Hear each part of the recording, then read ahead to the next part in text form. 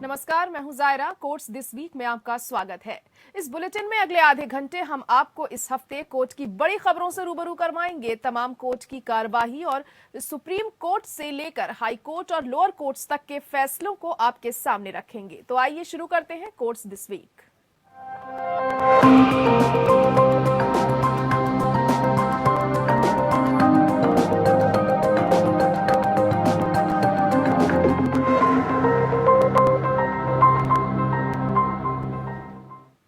Supreme court ने Lakhimpur Kheri case की जांच पर नाराजगी जाहिर की है। कोर्ट ने कहा है कि जांच हमारी अपेक्षा के अनुरूप नहीं हो रही है। कोर्ट ने कहा कि वह इस पर विचार कर रहा है कि इस मामले की छानबीन हाई कोर्ट के रिटायर्ड जज मॉनिटर करें। पीठ ने कहा कि वह जांच की निगरानी के लिए दूसरे राज्य के एक उच्च न्यायालय से एक सेवानिवृत्त न्यायाधीश को नियुक्त करने का प्रस्ताव कर रही है, ताकि यह सुनिश्चित किया जा सके कि दोनों मामलों के सबूतों की ओवरलैपिंग न हो। जांच में निष्पक्षता और स्वतंत्रता रखने की जरूरत है।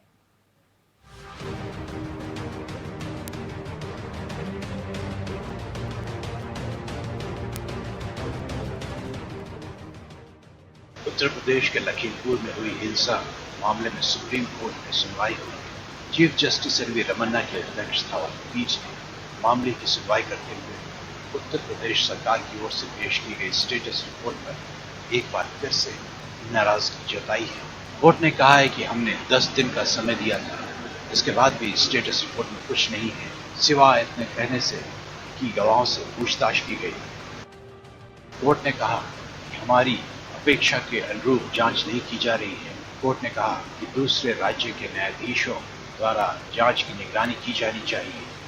कोर्ट ने सुझाव दिया कि पूरे मामले की जांच हाईकोर्ट के पूर्व जजों की निगरानी में कराई जाए। इसके लिए पंजाब और हरियाणा हाईकोर्ट के पूर्व जज रंजीत सिंह और राकेश कुमार जैन की नियुक्ति की जानी चाहिए। कोर्ट ने कहा यह सुनिश्चित करने के लिए कि मामले में सबूतों का कोई मिश्रण नहीं हो, हम इस जांच की निगरानी के लिए एक अलग उच्च न्यायालय के पूर्व न्यायाधीश को नियुक्त करने के इच्छुक हैं। हमें आपकी राज्य न्यायिक समिति की निगरानी करने का विश्वास नहीं है। न्यायमूर्ति राकेश जैन या पंजाब और हरियाणा उच्च न्यायालय के न्यायमूर्ति रंजीत सिंह इसकी देखरेख कर सकते हैं। प्रधान न्यायाधीश एन वी रमन्ना ने शुरुआत में कहा, हमने स्टेटस रिपोर्ट देखी है, स्टेटस रिपोर्ट में कुछ भी नहीं है। पिछली सुनवाई के बाद हमने 10 दिनों का समय दिया, लैब रिपोर्ट नहीं आई, ये हमारी अपेक्षा के अनुरूप नहीं है। पीठ ने मॉब लिंचिंग के जवाबी केस के साथ जोड़कर किसानों पर हमले में मुख्य आरोपी के खिलाफ मामले को कमजोर करने पर भी चिंता व्यक्त की। पीठ ने कहा कि दोनों मामले में जांच अलग अलग होनी चाहिए और दोनों मामले में गवाह के बयान स्वतंत्र रूप से दर्ज किए जाने चाहिए। न्यायमूर्ति हिमा कोहली ने पूछा, केवल एक आरोपी का फोन जब्त किया गया है, दूसरे के बारे में क्या आपने जब्त नहीं किया? केवल एक आरोपी के पास मोबाइल फोन था। हरीश साल्वे ने जवाब में कहा कि कुछ आरोपियों ने कहा कि उनके पास फोन नहीं है, लेकिन सीडीआर प्राप्त कर लिया गया है। साल्वे ने कहा कि आरोपियों ने फोन फेंक दिया, लेकिन उनके सीडीआर से उनके ठिकाने का पता लगाया जा रहा है। न्यायमूर्ति कोहली ने जानना चाहा, आपने स्टेटस रिपोर्ट में कहाँ कहा है कि आरोपियों ने अपने फोन फेंक दिए और उनके सीडीआर का पता लगाया गया है? दिवंगत बीजेपी कार्यकर्ता श्याम कुमार की विधवा रूबी देवी की ओर से वरिष्ठ अधिवक्ता अरुण भारद्वाज ने एसआईटी जांच के प्रति विश्वास की कमी व्यक्त की। भारद्वाज ने यह भी शिकायत की कि श्याम सुंदर की हत्या से संबंधित मामलों में गवाह की सुरक्षा नहीं दी गई है। प्रधान न्यायाधीश एन वी रमन्ना, न्यायमूर्ति सूर्यकांत और न्यायमूर्ति हेमा कोहली की पीठ 2 अधिवक्ताओं द्वारा दायर एक जनहित याचिका पर सुनवाई कर रही थी, जिसमें लखीमपुर खीरी की भारी हिंसक घटना की समयबद्ध सीबीआई जांच की मांग की गई थी। Bureau report. निजी अस्पतालों, नर्सिंग होम्स में कोविड रोगियों से इलाज की मनमानी बिल वसूली के खिलाफ दाखिल याचिका पर सुप्रीम कोर्ट में सुनवाई हुई। यहां कोर्ट ने सभी राज्य सरकारों को नोटिस जारी कर जवाब मांगा है। कोर्ट इस मामले में केंद्र सरकार को पहले ही नोटिस जारी कर चुका है। दरअसल सुप्रीम कोर्ट ने एक याचिका में ये जांचने का फैसला किया था कि क्या निजी अस्पतालों ने कोविड-19 रोगियों और उनके परिवारों को महामारी के दौरान चिकित्सा देखभाल की सख्त जरूरत के समय फीस के लेन देन में गड़बड़ी की है।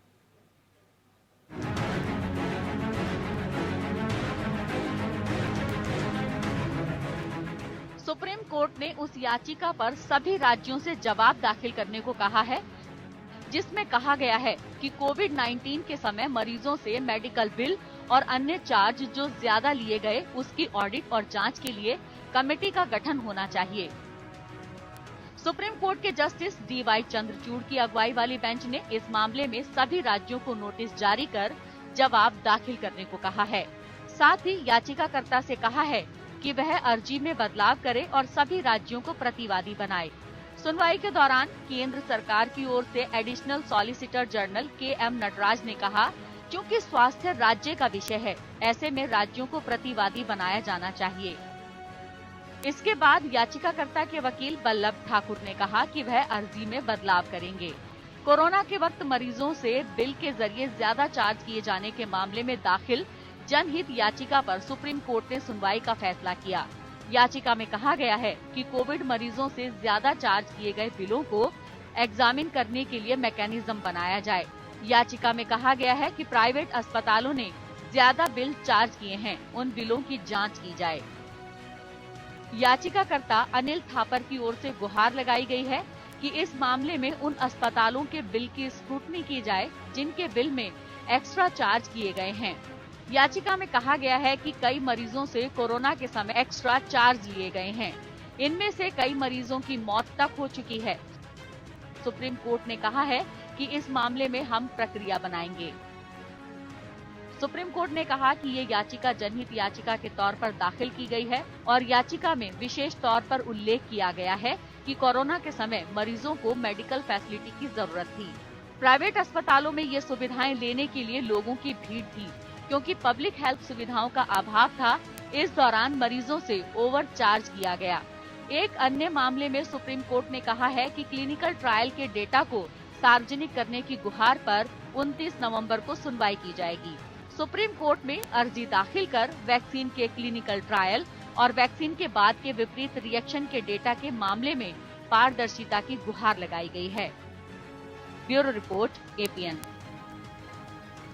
2002 के गुजरात दंगों पर सुप्रीम कोर्ट में सुनवाई हुई। सिब्बल ने दंगों में मारे गए कांग्रेस नेता एहसान जाफरी की विधवा जकिया जाफरी की ओर से दाखिल याचिका पर बहस की। याचिका में सांप्रदायिक दंगों को बड़ी साजिश बताते हुए गुजरात के तत्कालीन मुख्यमंत्री नरेंद्र मोदी और अन्य उच्च पदाधिकारियों को विशेष जांच दल द्वारा दी गई क्लीन चिट को चुनौती दी गई है। सिब्बल ने justice AM Khanwilkar, justice Dinesh Maheshwari और जस्टिस CT रवि कुमार की बैठक के समक्ष तर्क दिया कि SIT ने कई महत्वपूर्ण सबूतों की अनदेखी करके और उचित जांच किए बिना मामले में क्लोजर रिपोर्ट प्रस्तुत की। सुप्रीम कोर्ट के समक्ष गुजरात दंगों के मामले में बहस के दौरान वरिष्ठ अधिवक्ता कपिल सिब्बल सांप्रदायिक हिंसा के खतरे के बारे में बात करते हुए भावुक हो गए और याद किया कि उन्होंने विभाजन के बाद की हिंसा में अपने नाना नानी को खो दिया था। –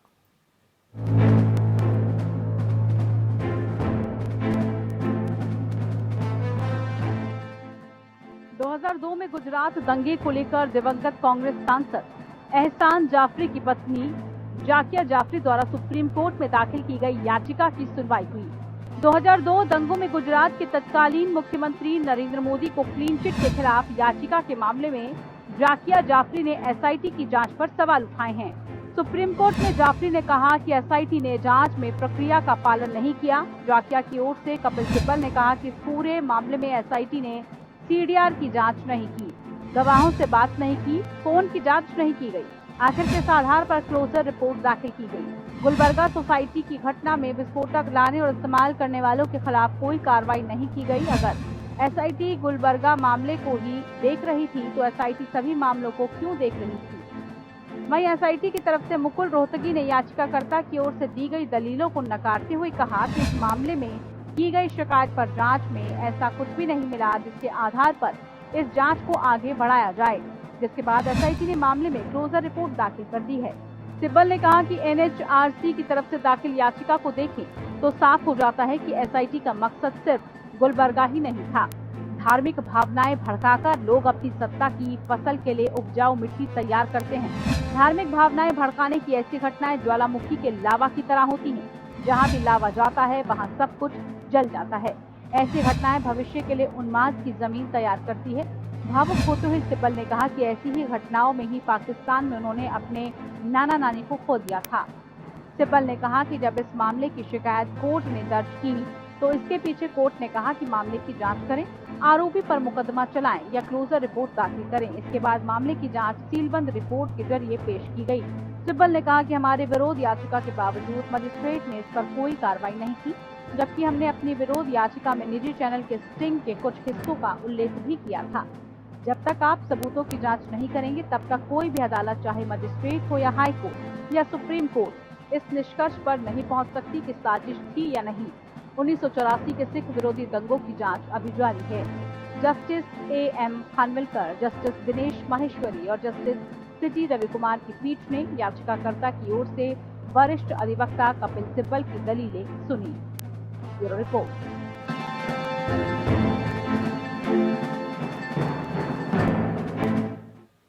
सुप्रीम कोर्ट त्रिपुरा में वकीलों, पत्रकारों और एक्टिविस्टों के खिलाफ यूएपीए लगाने वाले मामले पर जल्द सुनवाई करेगा। दरअसल त्रिपुरा पुलिस ने वकीलों, कार्यकर्ताओं और पत्रकारों को और कई सोशल मीडिया यूजर्स के खिलाफ यूएपीए आपराधिक साजिश और जालसाजी के आरोपों के तहत मामले दर्ज किए हैं। इसके साथ ही ट्विटर, फेसबुक और यूट्यूब के अधिकारियों को ऐसे अकाउंट को फ्रीज करने और खाता धारकों की सभी जानकारी देने के लिए नोटिस भी दिया गया है।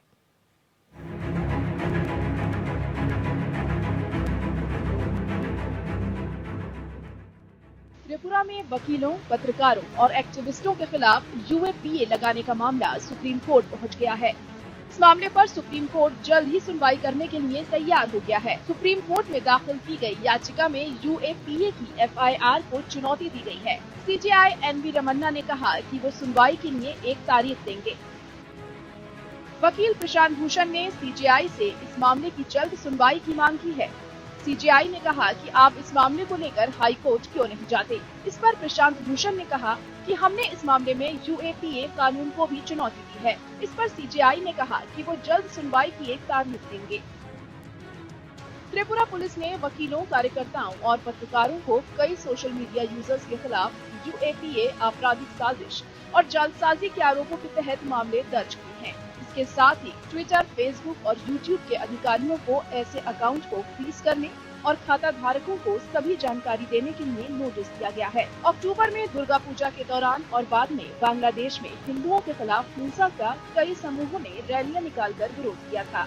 इन रैलियों के दौरान घरों, दुकानों और कुछ मस्जिदों में कथित तोड़फोड़ की घटनाएं सामने आई थी। इन घटनाओं पर सोशल मीडिया पोस्ट लिखने पर उनके खिलाफ मामले दर्ज किए गए हैं। याचिका में मुस्लिम नागरिकों के खिलाफ हिंसा और त्रिपुरा में मस्जिदों पर हमलों की घटनाओं की अदालत की निगरानी में जांच की मांग की गई है। साथ ही यूएपीए की कुछ धाराओं को असंवैधानिक घोषित करने की भी मांग की गई है। याचिका में कहा गया है कि यदि राज्य में यूएपीए का उपयोग तथ्य खोज को अपराधी बनाने के लिए करने की अनुमति दी जाती है तो इसका बोलने और अभिव्यक्ति की स्वतंत्रता पर प्रतिकूल प्रभाव पड़ेगा। ऐसा करने पर तो केवल सरकार के लिए सुविधाजनक तथ्य सामने आएंगे। भारत की संप्रभुता या क्षेत्रीय अखंडता पर सवाल नहीं उठाया गया है। याचिका में पत्रकार श्याम मीरा सिंह के त्रिपुरा जल रहा है ट्वीट का भी बचाव किया गया। याचिका में सुप्रीम कोर्ट के पूर्व जज आरएफ नरिमन के हालिया भाषण का भी हवाला दिया गया, जिसमें उन्होंने यूएपीए को अंग्रेजों का कानून बताया था। याचिका में उन पर दर्ज यूएपीए के तहत दर्ज एफआईआर को रद्द करने की मांग की गई है। सुप्रीम कोर्ट में 2 वकीलों अंसार इंदौरी और मुकेश और एक पत्रकार ने ये याचिका दाखिल की है। वकीलों ने स्वतंत्र तथ्य खोज टीम के हिस्से के रूप में त्रिपुरा का दौरा किया था, जबकि पत्रकार श्याम मीरा सिंह ट्विटर पोस्ट के लिए एफआईआर का सामना कर रहे हैं। याचिका में उन पर दर्ज यूएपीए के तहत एफआईआर को रद्द करने की मांग की गई है। Bureau report. सुप्रीम कोर्ट की चेतावनी के बाद सेना ने शुक्रवार को 10 दिनों के भीतर 11 महिला अधिकारियों को स्थायी कमीशन देने पर सहमति व्यक्त की। उन महिला अधिकारियों को भी स्थायी कमीशन दिया जाएगा जिन्होंने शीर्ष अदालत का रुख नहीं किया है लेकिन मापदंड पर खरा उतरती हैं। Justice D.Y.. चंद्रचूड़ की और ए.एस. बोपन्ना की पीठ ने आदेश में कहा कि 11 महिला अधिकारियों को 10 दिनों के भीतर स्थायी कमीशन दिया जाएगा। एडिशनल सॉलिसिटर जनरल ने कहा है कि उन महिला अधिकारियों को 3 सप्ताह के भीतर स्थायी कमीशन प्रदान किया जाएगा जो सुप्रीम कोर्ट में अवमानना कार्रवाई में शामिल नहीं हुई लेकिन मापदंडों को पूरा करती हैं।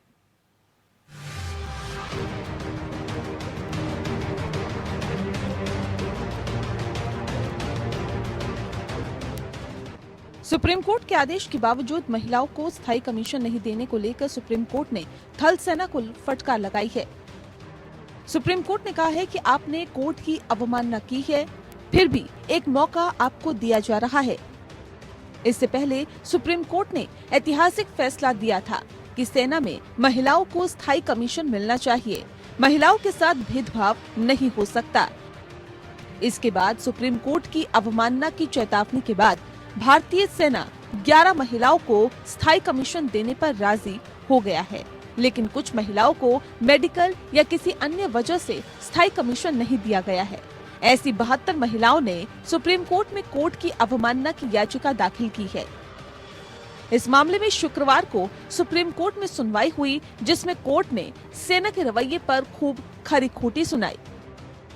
कोर्ट ने कहा कि अदालत के साफ आदेश के बावजूद सेना महिलाओं को तकनीकी कारणों का हवाला देकर परमानेंट कमीशन नहीं दे रही है। Justice D.Y.. चंद्रचूड़ ने कहा कि प्रथम दृष्टया नजर आ रहा है कि कोर्ट के आदेश की अवमानना हुई है, फिर भी हम एक मौका देते हैं कि सेना अपनी गलती को सुधार ले। सेना की तरफ से फिर बताया गया कि फिलहाल 72 में से सिर्फ 14 महिलाओं को मेडिकली अनफिट पाया गया है। इसके अलावा एक महिला का मामला विचाराधीन है। बाकी महिलाओं को परमानेंट कमीशन के लिए चिट्ठी भेज दी गई है। हालांकि आज सेना के वकील ने पीठ से कहा कि हम उन 11 महिला अधिकारियों को स्थायी कमीशन देने को तैयार है जिन्होंने सुप्रीम कोर्ट का दरवाजा खटखटाया है, लेकिन सुप्रीम कोर्ट इससे खुश नहीं हुआ। याचिकाकर्ता के वकीलों की तरफ से ये भी कहा गया कि जो भी महिला 60% मापदंड को पूरा करती है उन्हें परमानेंट कमीशन दिया जाना चाहिए। सुप्रीम कोर्ट ने फिर सेना से कहा कि वो इस पर अपनी राय दे।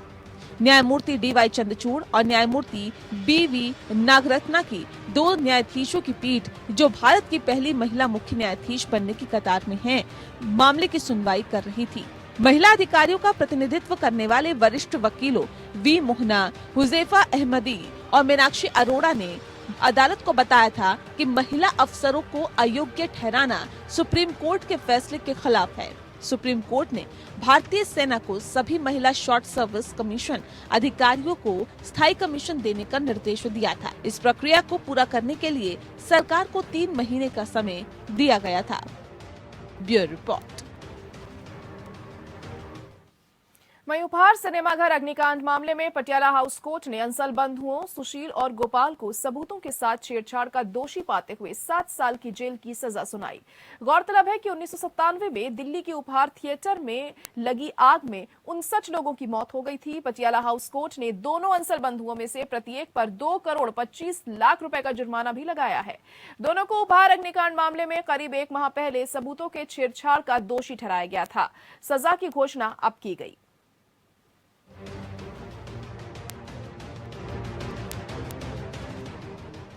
उपहार अग्निकांड मामले में आखिरकार सजा सुनाई गई। उपहार अग्निकांड मामले में मुख्य अभियुक्त सुशील और गोपाल अंसल को सबूतों से छेड़छाड़ के जुर्म में 7-7 साल की कैद की सजा सुनाई गई है। सबूतों से छेड़छाड़ के मामले में अंसल बंधुओं को पटियाला हाउस अदालत ने 7-7 साल की सजा के साथ 2.25 करोड़ रुपए जुर्माना भी लगाया है। दरअसल 8 अक्टूबर को पटियाला हाउस कोर्ट ने सुशील और गोपाल अंसल बंधुओं समेत 5 लोगों को उपहार सिनेमा अग्निकांड मामले में साक्षियों से छेड़छाड़ का दोषी करार दिया था। अंसल बंधुओं को इससे पहले सुप्रीम कोर्ट ने 2 साल जेल की सजा सुनाई थी। बाद में उन्हें 30-30 करोड़ रुपए के जुर्माने पर रिहा किया गया था। इस राशि का उपयोग देश की राजधानी में एक ट्रॉमा सेंटर बनाने पर किया जाएगा। इस मामले में कोर्ट ने अंसल बंधुओं के साथ कोर्ट के एक पूर्व कर्मचारी दिनेश चंद शर्मा एवं पीपी बत्रा और अनूप सिंह को भी दोषी करार दिया था। इस मामले में दिल्ली हाई कोर्ट के आदेश पर एफआईआर दर्ज की गई थी, जिसमें आईपीसी की धारा 120B, 109, 201 और 409 के तहत अपराध करने का मामला दर्ज किया गया था। 20 नवंबर 2007 को लंबी सुनवाई के बाद पटियाला हाउस कोर्ट ने 12 अपराधियों को सजा सुनाई। अंचल बंधुओं को लापरवाही से मौत सहित अन्य धाराओं में सजा सुनाई गई। इसके बाद ये मामला हाई कोर्ट गया। इसी दौरान सुप्रीम कोर्ट के निर्देश पर अंचल बंधुओं की बेल को कैंसिल कर दिया गया। हाई कोर्ट ने 6 आरोपियों को सजा सुनाई और अंचल बंधुओं की सजा 2 साल से घटाकर 1 साल कैद कर दी गई। इस दौरान अंचल बंधुओं को जेल भेजा गया। बाद में उन्हें 30-30 करोड़ रुपए के जुर्माने पर रिहा कर दिया गया था। इस राशि का उपयोग देश की राजधानी में एक ट्रॉमा सेंटर बनाने पर किया जाएगा। उपहार अग्निकांड से संबंधित 2 अन्य आरोपियों पर स्वरूप पवार और धर्मवीर मल्होत्रा की ट्रायल के दौरान ही मौत हो गई थी। उपहार सिनेमा घर में युद्ध पर केंद्रित बॉर्डर फिल्म के प्रदर्शन के दौरान आग लग गई थी। थिएटर में फायर सेफ्टी के इंतजाम नहीं थे। इस कारण दम घुटने से 59 लोगों को जान गंवानी पड़ी थी, जबकि भगदड़ मचने के कारण 100 से अधिक लोग घायल हुए थे। जांच में पता चला कि सिनेमा हॉल में अतिरिक्त सीटें लगाकर आने जाने का रास्ता संकरा कर दिया गया था। मामले की सुनवाई के दौरान अंचल बंधुओं पर याचिकाकर्ताओं को धमकाने और कोर्ट की फाइलों से छेड़छाड़ की बात भी कही गई। फाइलों से पन्ने फाड़कर गायब किए गए। कोर्ट में ये मामला उपहार त्रासदी पीड़ित एसोसिएशन यानी ABUT की अध्यक्ष नीलम कृष्णमूर्ति ने दाखिल की थी। Bureau report, APN। Delhi NCR में प्रदूषण पर लगाम लगाने में सरकार की नाकामी पर आज सुप्रीम कोर्ट ने सख्त नाराजगी जताई। कोर्ट ने चेतावनी देते हुए कहा कि अगले 2-3 दिनों में हालात को बेहतर बनाने के लिए आपातकालीन कदम उठाए जाएं। अगर जरूरी हो तो दिल्ली में कुछ दिनों के लिए लॉकडाउन लगाने पर भी विचार हो। केंद्र सरकार ने आश्वासन दिया कि संबंधित राज्यों से बात कर तात्कालिक कदम उठाए जाएंगे। इसके बाद कोर्ट ने सुनवाई सोमवार तक के लिए टाल दी। हर साल अक्टूबर-नवंबर के महीने में दिल्ली में होने वाले प्रदूषण को लेकर पिछले साल आदित्य दुबे नाम के छात्र ने याचिका दाखिल की थी। याचिका में पंजाब हरियाणा में फसल अवशेष यानी पराली जलाए जाने समेत तमाम कारणों को गिनाया गया था। पिछले साल हुई सुनवाई में सुप्रीम कोर्ट ने इस समस्या से निपटने के लिए केंद्र और राज्य सरकारों की नाकामी को देखते हुए जिम्मा अपने पूर्व जज जस्टिस मदन बी लॉकुर को सौंपने की बात कही थी। तब केंद्र सरकार ने एक 15 सदस्यीय आयोग के गठन किया और कोर्ट से अनुरोध किया कि वह किसी पूर्व जज को जिम्मा न सौंपे। कोर्ट ने इस अनुरोध को मान लिया, लेकिन 1 साल बीत जाने के बाद भी दिल्ली में स्थिति वैसी ही बनी हुई है। तो कर रही, इसी पे सरकार को ध्यान देना चाहिए था, क्योंकि बच्चे स्कूल जाते हैं, उसको भी परेशानी होती है। 2 साल बाद तो स्कूल खुली है, 1.5 साल बाद उसमें भी जो है कि बहुत परेशानी है। बच्चे बीमार हो रहे हैं, जाते हैं आ जाते हैं, फिर बच्चे बीमार हो जाते हैं। इस वजह से क्या कुछ नजर भी नहीं आ रहा है। स्मोक की वजह से हमको बहुत दिक्कत हो रही है। हम जब आए तब भी गाड़ी में भी बहुत दिक्कत हो रही थी। इस वजह से सरकार को अपील है मेरी कि वो पॉल्यूशन को कंट्रोल करे। जितना जल्दी हो सके उन्हें पॉल्यूशन कंट्रोल करना चाहिए, सो डैट आने वाला जो जनरेशन है उसको तकलीफ ना हो।